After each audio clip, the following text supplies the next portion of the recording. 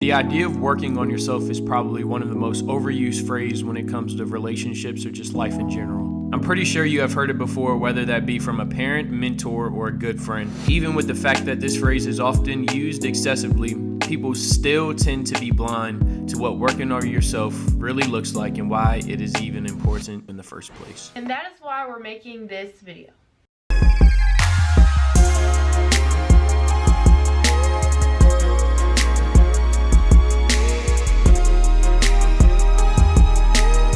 Things we want to do, we have so many things we want to accomplish, we have so many things that we want to experience, but we want to show you guys those experiences.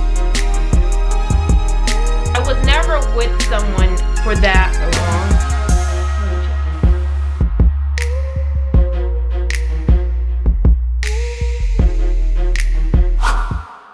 What's going on, guys? Welcome back to another video. We hope all of you are doing absolutely amazing on this fine Wednesday morning or night, wherever you are. In today's video, we are basically doing a video that's kind of been highly requested ever since we started a YouTube channel, because this topic we're going to be talking about is something we've mentioned before but really haven't gone into depth about. So that's what we're going to be doing in this video. We're just going to basically be talking about what working on yourself looks like, especially after a breakup. And this doesn't just have to be after a breakup. This could just be like you in general, just wanting to better yourself and the proper steps to take in doing that. Just to let you know, this video is going to be based on our own personal experience, so the things we mention and give you may not work for you and you may not see that fit for you. So it's always good to kind of experiment with things. I'll let Ashley start off basically describing kind of the 4 things that you did to work on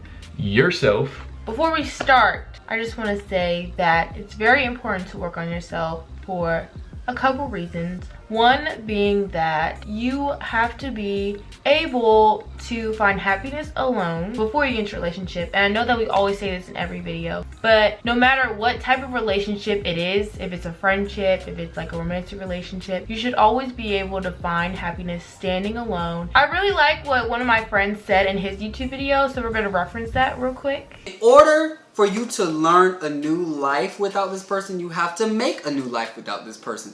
And if you are continuing a life with that person in it, you won't be able to make a new norm. I think that he explained it in the most perfect way, and I absolutely love the way that he said this. Yeah. Thank you.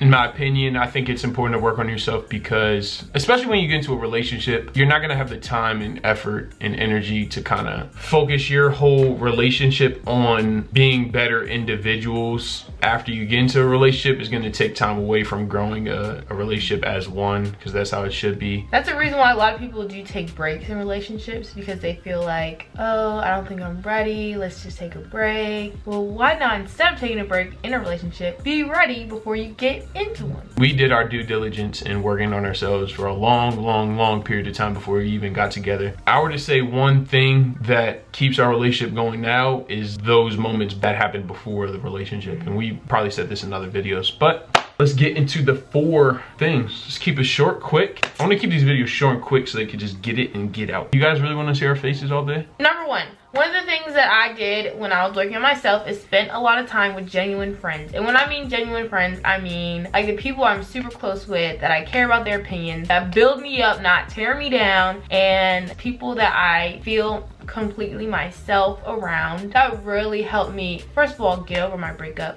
and also it taught me how to be happy and to be more comfortable with myself being around other people. So for me, kind of one of the main things I did to work on myself, especially after a breakup, was blocking out all the outside noise, because people are going to have what they have to say about you. There's going to be a lot of different stuff going around. There's going to be a lot of opinions that truly do not matter and you do not need to hear at that time. And I think just by blocking out the noise, you kind of are able to hear your own thoughts and where you are at that moment in time in your life, and think about necessary steps to take in the future. So that, I think that's blocking out the noise is huge. Blocking out the noise does mean, like, I tell this to all my friends who are like trying to get over someone, this means staying staying off that person's social media. Like, you cannot keep going to their page, checking up on what they're doing, because at the end of the day, that person is not your significant other anymore, and what you think in your mind is not going to change what's happening in their life. Really consists of staying off social media, not talking to those friends who are telling you, oh, you know he's doing this, you know she's doing that. It's really staying away from that and just really trying to heal properly. Yeah, you gotta heal in peace. Stay away from anything that's gonna draw you back in. Interrupt your healing process. Yeah. Number two is prayer. I feel like we both did this. We really prayed a lot, like meditated and had some quiet moments in our lives where we just like thought about things, prayed to God to help us get through this tough situation, because breakups are hard. I'm not even gonna lie, they're really hard. You feel really sad. You kind of start to blame yourself. But I feel like with prayer and with like really trusting in God, you realize that this was meant to be. Like, God would not put anything on me that he didn't think was good for me, that he didn't think that I could handle. That's a great reminder that knowing someone will always be there for you. Yeah. Through it all. I mean, if you don't believe in God, because we have people who do believe in God, we have people who don't believe in God on this channel. I think just kind of the idea of seeking a source higher than yourself and better than yourself is kind of key to getting through those hard moments, because the fact of the matter is, it's hard to do it alone. It's hard to do it without necessarily a person bigger than yourself, and for us that's God, but for you that might be some other source. I guess reading and journaling was a huge thing for me.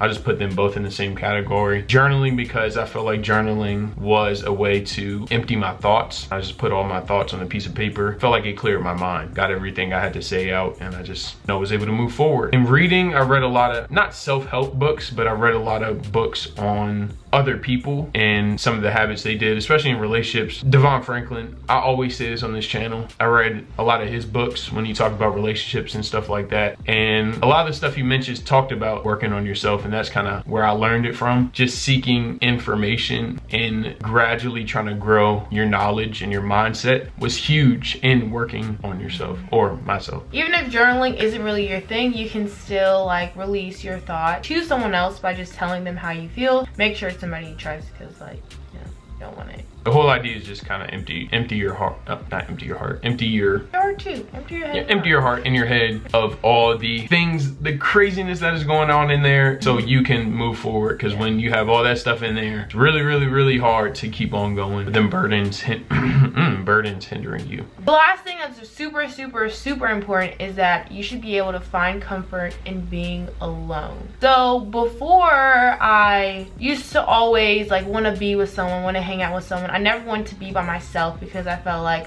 my thoughts would just consume me. So I always wanted to stay busy doing something. But I slowly started to realize that by being alone, it really gives you a chance to just stop and like think about what's going on in your head. Kind of just shows you that you don't really need anybody to help you get through everything, and that you can do it alone. And it gives you kind of that confidence to continue to work through those hardships by yourself, and faith in yourself that you're able to do that. That all comes with just accepting that being alone is okay. Learning how to depend on yourself gives you, like you said, a lot more confidence. So like, I can go out somewhere by myself and not feel uncomfortable because there's nobody standing next to me. I'm okay with being by myself. And it's a good feeling too sometimes. It is. You're gonna need to be alone. If you always have to always be around somebody, then I don't think that's too good for you, based on our own personal experience. But we hope you guys enjoyed that video. We hope it was informative and quick and short, so we just get to the point. And we want to do more videos like this on a weekly basis, along with our challenge videos, because we know these videos help a lot of people. Continue to support us, give us ideas, etc., so we can keep this up. And yeah. Thank you guys so much for watching. Don't forget to like, comment, and subscribe to our channel. Check out our last video. It was our 24-hour pregnancy challenge. It was really fun to film. It was really funny. And you're gonna like the next video, but we're not gonna say anything about the next video. You're just gonna have to wait till the next video, whenever the next video drops. Camera cut off on us, and you know we couldn't end this video without a